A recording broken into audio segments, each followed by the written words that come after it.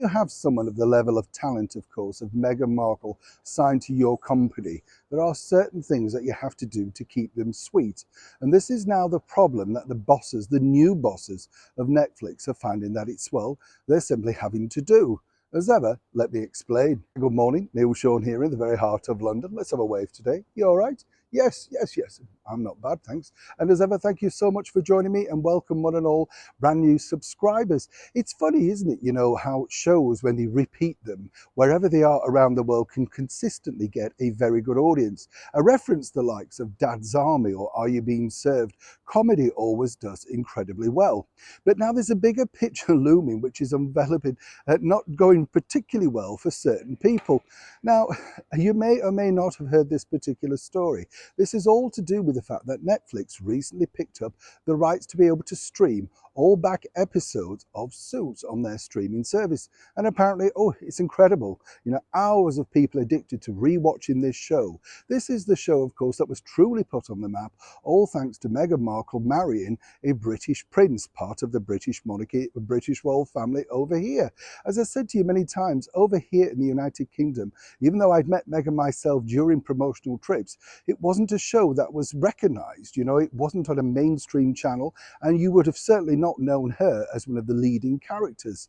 Certainly not for me anyway. But what's interesting is everybody at Netflix is being told, and as ever we have to say allegedly, to make sure that this rising popularity of said repeating is all down to the Meghan factor.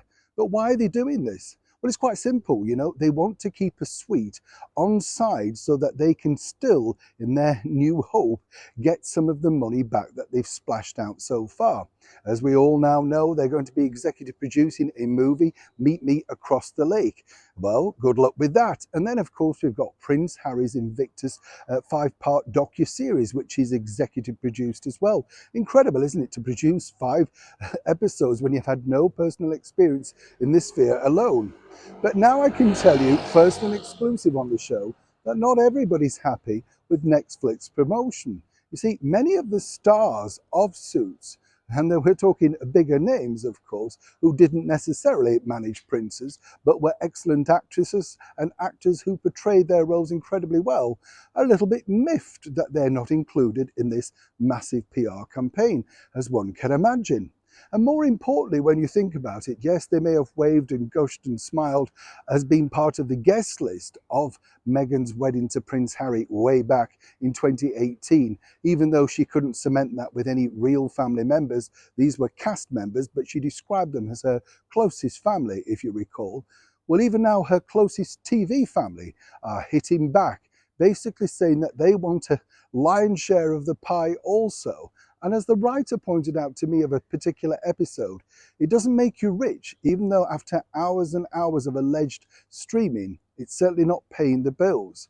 But for Meghan, of course, and Netflix, this is stoking her ego, making her believe, alongside her brand new team of Ari Emanuel, that she's loved, popular, and more importantly, just on the sphere of once again a huge comeback. Netflix certainly know how to play the streaming game well, but for them, even former old co-stars seem ready to turn. Neil Sean in the very heart of London.